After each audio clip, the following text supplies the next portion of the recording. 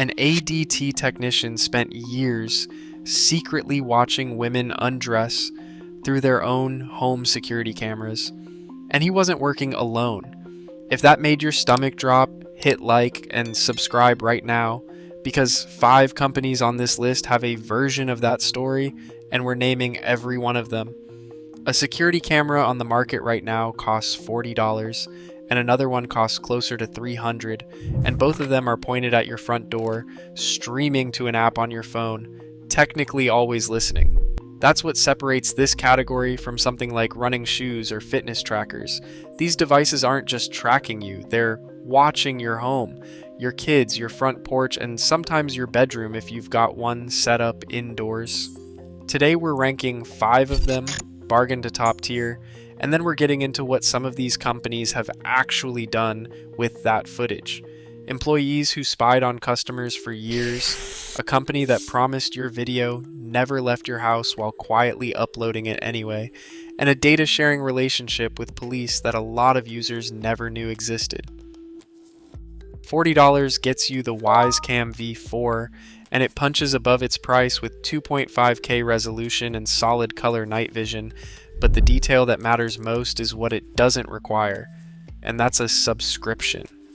Pop in a micro SD card, and it records continuously with no monthly fee attached.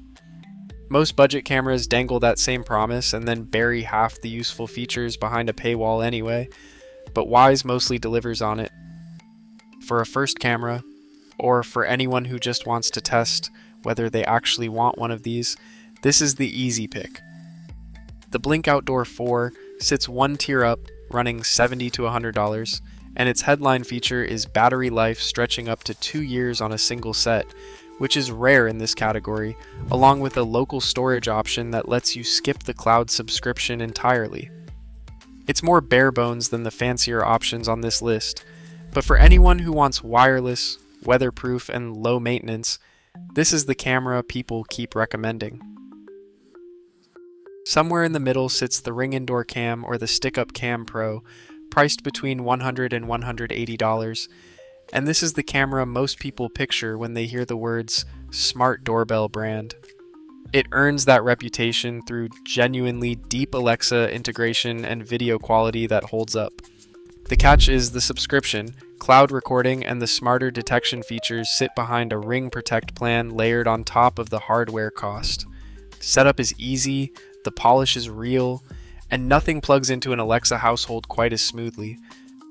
Higher up the ladder, the Google Nest Cam runs $130 to $200 depending on whether you choose battery or wired, and its smart detection is genuinely excellent, telling a package apart from a person and a person apart from a dog with real accuracy. It leans hard on a cloud subscription too, with Nest Aware starting around $10 a month for real video history instead of just live alerts. But for anyone already living inside Google's ecosystem, the integration feels close to seamless. At the very top sits the Arlo Pro 5S, priced around $200 to $250, and reviewers keep landing on it as the camera that does everything well. It works indoors, outdoors, wired or on battery, and plays nice with Alexa, Google Home, and Apple HomeKit at the same time, which almost nothing else on this list manages. The video quality is sharp enough to actually make out faces and details that other cameras blur into mush, and for anyone who wants one system that isn't locked into a single ecosystem, this is where the category tops out. That's the ladder, $40 with no subscription required, stretching all the way up to $250 for a camera that plays fair with every smart home platform out there. And now, it's worth looking at what's actually happened with some of these companies once the cameras were already installed in people's homes. The good news is real. Modern security cameras have gotten dramatically smarter and dramatically cheaper at the same time, and a $40 camera today can tell the difference between a person and a raccoon, something that used to require professional-grade equipment. Package theft has measurably dropped in neighborhoods with visible doorbell cameras, and people have caught porch pirates, prevented break-ins, and in more than a few cases handed over footage that directly helped solve real crimes. When this technology works the way it's supposed to, It delivers a genuine safety upgrade for a home. But always recording and always connected to the internet is also exactly the setup that goes wrong in some very specific ways, and Eufy is a good place to start. The Anchor-owned brand spent years marketing itself on one particular promise: that footage stays local and never touches the cloud, unlike Ring or Nest. Late 2022 is when that promise fell apart, after security researchers found Eufy cameras were uploading thumbnail images and facial recognition data to Amazon-hosted cloud servers, and in some cases those clips were reachable through a predictable URL that didn't even require a login. Eufy's own marketing had explicitly told customers this couldn't happen, and the company eventually admitted the issue, patched it, and added real end-to-end encryption, though only after getting caught rather than before. Wise has managed to rack up two separate incidents worth knowing about. Back in 1919, an unsecured database exposed the personal information of roughly 2.4 million customers, including emails, camera nicknames, Wi-Fi network names, and even health information for a small subset of users enrolled in an Alexa-linked wellness feature. Then in 2024, a caching error on Wise's servers briefly let some users see thumbnail images from other people's cameras entirely, strangers' living rooms and strangers' front doors showing up in the wrong person's app. Wise said a small number of accounts were affected and pushed a fix quickly, but for a company built around pointing a camera at the inside of your home, a bug that mixes up whose home you're looking at is about as bad as it gets. That covers the bad.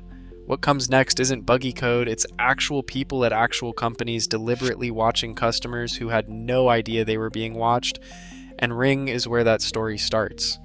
In 2023, the FTC hit the company with a settlement of $5.8 million after an investigation found that for years, Ring gave far too many employees and contractors broad access to customers' private videos, access so loose that some employees were caught watching footage from women's bedrooms and bathrooms with no legitimate reason to ever see it. The same investigation found that Ring's own security failures let hackers take over customer accounts and watch live camera feeds, and in a genuinely disturbing number of documented cases, use the two-way audio feature to talk to and terrorize children through their own bedroom cameras. Ring has also run a long relationship with law enforcement that a lot of customers never fully understood. Through its Neighbors program, the company spent years letting police departments, over 2,000 of them at the peak, request doorbell footage directly from users, and for a period of time facilitated some of that access without users being clearly told how their footage might be used or shared. Public pressure finally pushed Ring to end the direct police video request feature in 2024, but the years it quietly existed raised a question a lot of customers hadn't thought to ask when they bought a doorbell camera, which is who else, besides you, gets to watch this. Ring isn't alone in this particular flavor of ugly either. ADT, the home security giant, had its own version play out when a technician spent years secretly adding himself to customers' camera systems so he could log in and watch women, including watching them undress without their knowledge. He pled guilty, and in 2024 the FTC separately fined ADT $15 million over the broader security failures that made this kind of abuse possible in the first place. Weak account protections that made it far too easy for insiders and outsiders alike to get access they should never have had. The technology has genuinely gotten better and cheaper, and a $40 camera today does things that used to require a professional installer and a real monthly bill. But a camera pointed at the inside of your home is a fundamentally different kind of device than a fitness tracker or a pair of shoes, because when something goes wrong here, it isn't just your data at risk, it's your actual privacy in your actual bedroom. Before buying, look specifically at how a brand handles employee access to your footage, whether they've had a breach, and whether they've ever been caught overstating what private or local only actually means, and check whether the company hands footage to law enforcement automatically or only with a warrant and your direct consent. Wherever you end up putting a camera in your home, think hard about where you're deliberately not putting one, because the most private room in your house should probably stay that way. If this changed which camera you're about to buy, that's exactly what the like button is for, and subscribe if you want the next one of these before it drops.